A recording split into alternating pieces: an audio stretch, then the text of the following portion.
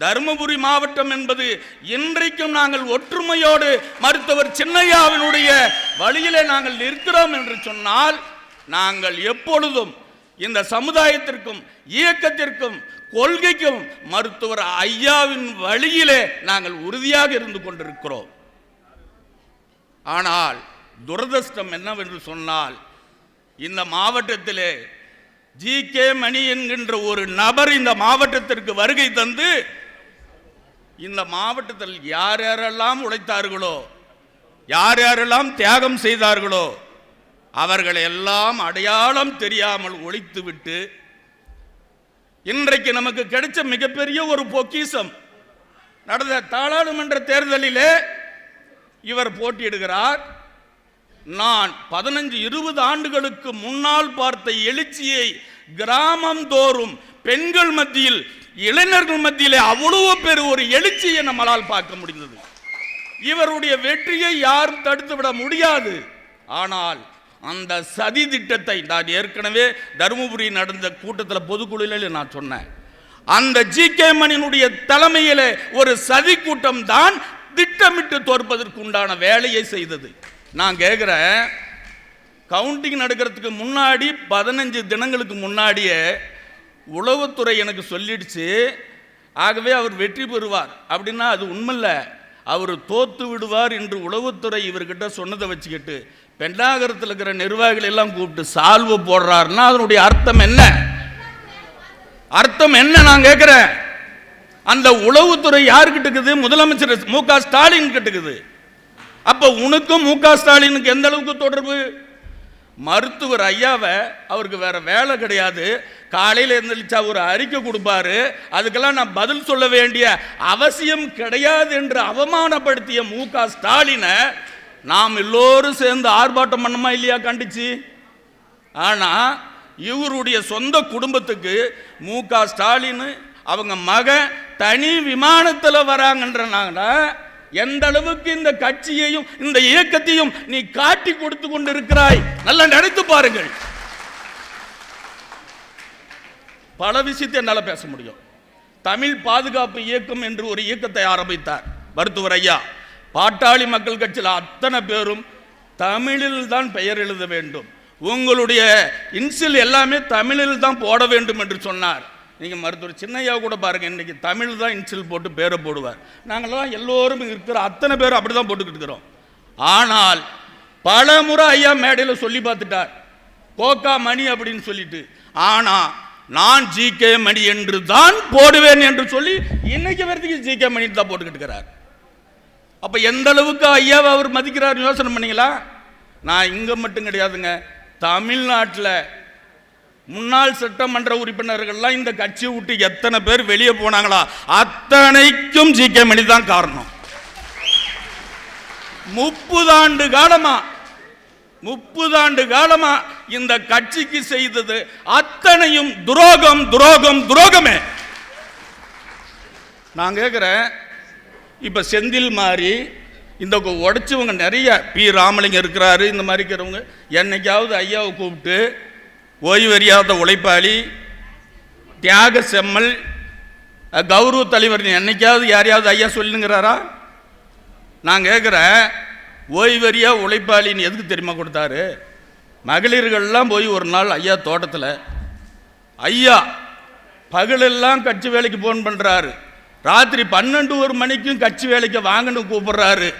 ஆகவே அவரை ஓய்வறியா உழைப்பாளி என்று நீங்கள் அவருக்கு பேர் சூட்டுன்றதுனால அவர் ஓய்வறியா உழைப்பாளின்னு சொன்னார்.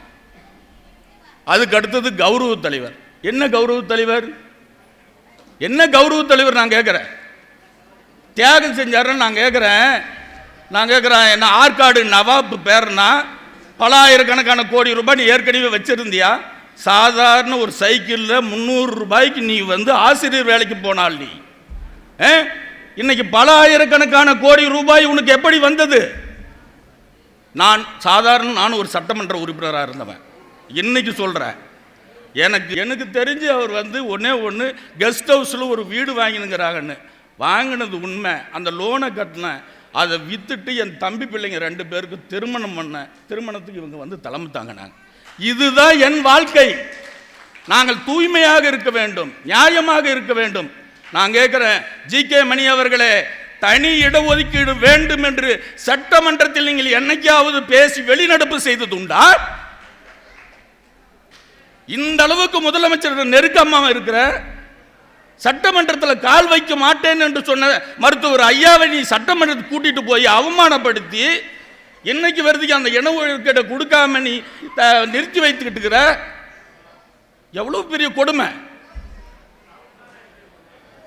நான் பேசுறேன். இன்னைக்கு பெண்ணாகரத்தில் அந்த மண்ணின் மைந்தர்கள் இவரால் தான் அந்த பெரிய நான் வெளியே போனார். அங்கே திமுகன்ற ஒரு கட்சியே இல்லாமல் இருந்தது. இன்றைக்கு அந்த திமுக உருவானது. இன்னைக்கு அந்த பகுதியில் உழைச்சவங்க என்எம்எஸ் இன்னைக்கு எம்எல்ஏ ஆகியிருக்கணும்.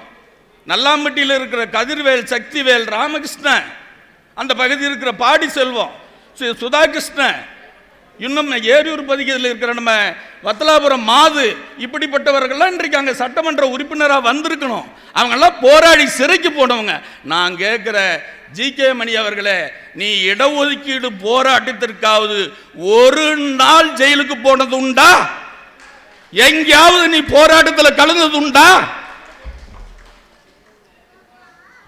அவர் என்னைக்கு போய் ஐயா பக்கத்தில் உட்கார்ந்தாரோ, ஐயா கிட்ட நாங்கள்லாம் யார் யாரெல்லாம் நெருக்கமாக இருந்தோமோ அத்தனை பேருமே தளவா போயிட்டோம். யாருக்கிட்ட நெருங்க முடியாது. ஐயாவே சொல்லுவார், ஏப்பா ஜி.கே. மணியை பகச்சுக்கு போகிற ஒழிச்சு விடுவார். இது யார் வாயில் வரும்னா ஐயா வாயிலே வரும்.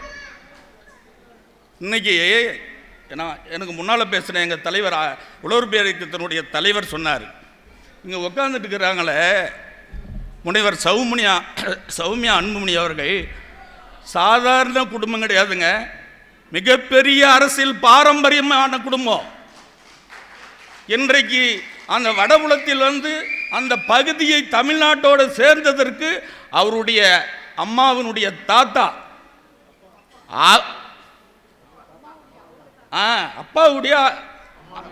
அம்மாவுடைய அப்பா, அவரு போராடி சிறைக்கு சென்று போராடி தான் அந்த பகுதி தமிழ்நாட்டோடு சேர்ந்தது.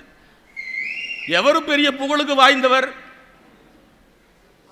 அவரை திட்டமிட்டு மருத்துவர் சின்னையாவோ அவங்க குடும்பத்தை சார்ந்தவர்கள் இந்த மாவட்டத்தில் இருக்கக்கூடாது, இந்த மாவட்டம் ஒட்டுமொத்தமாக தன்னுடைய கட்டுப்பாட்டில் இருக்க வேண்டும் என்று சொல்லி திட்டமிட்ட செய்த சதி. ஒரு முறை நீங்கள் இந்த மாவட்டத்தில் எம்பியா சட்டமன்ற உறுப்பினராக யார் இருந்தாலும் சரி, வெங்கிட்டா சார் இருக்கட்டும், டாக்டர் நம்ம மருத்துவர் டாக்டர் செந்திலா இருக்கட்டும், பாரிமோகனா இருக்கட்டும், ஒரு முறை இருந்ததுன்னா எங்களை எவ்வளவு கேவலப்படுத்தி எவ்வளவு அசிங்கப்படுத்தி என்னென்னலாம் பண்ணணுமோ அவ்வளவும் ஐயா வாயாலேயே எங்களை அசிங்கப்படுத்த வச்சிருவார். எங்கள் கண்ணு முன்னாடி யாரெல்லாம் எப்படியெல்லாம் நாங்கள் அசிங்கப்பட்டிருக்கிறோம். ஆனால் இருந்தாலும் ஆரம்ப காலத்தில் இருந்து இன்று வரை தடம் பெறலாமல் மருத்துவர் ஐயாவை கடவுளாக ஏற்றுக்கொண்டு இன்றைக்கு இந்த கட்சியை வழிநடத்தக்கூடிய தகுதி உள்ள ஒரே நபர் மருத்துவர் சின்னையா என்பதிலே நாங்கள் உறுதியாக இருக்கிறோம். நான் கேட்கிறேன், இன்றைக்கு அரசியல் களத்தில் தமிழ்நாட்டில் இளைஞர்கள் விரும்பி போகக்கூடிய கட்சி அது. ஒரு பக்கம் சீமான் கிட்ட போயிட்டு இருக்கிறான், இன்னொரு பக்கம் விஜய் கிட்ட போயிட்டு இருக்கிறான், இன்னொரு பக்கம் அண்ணாமலை கிட்ட போயிட்டு இருக்கிறான். இதுக்கு இணையா அரசியல்ல நிலைநிறுத்தக்கூடிய வளரக்கூடிய நம் இளைஞர் மத்தியில் செல்வாக்கு படைத்த ஒரு தலைவர் யார் என்று சொன்னாலும் மருத்துவர் சின்னையா தானே. நீ வேற யாரை காட்ட முடியும்? வேற யாரை காட்ட முடியும் சொல்லுங்க? அப்படிப்பட்டவரை தினம் தினம் ஒவ்வொரு நாளும் மன உளைச்சலுக்கு ஆளாகி, சாதாரண குடும்பத்தில் குடும்ப பிரச்சனைன்னா 4 செவத்துக்குள்ள தானே முடிச்சுக்குவோம். நீங்கள் உங்களுக்கு உரிமை இருக்குது, கூப்பிடுங்க, என்ன வேணாலும் பேசுங்க. நான் நேரடியாக 2 முறை போய் ஐயாவை சந்தித்து பேசிவிட்டு வந்தவன். நான் பேசும்போது ஐயா ஒத்துக்கொள்ளுகிறார். நான் வந்த 1 மணி நேரத்தில் அடுத்த நாள் காலையில் 7 மணிக்கெல்லாம் எனக்கு ஃபோன் பண்ணி, வேலுசாமி இனிமேல் இதில் தலையிடாத. அந்த இரவுக்குள்ளே என்ன நடக்குதுன்னு தெரியல.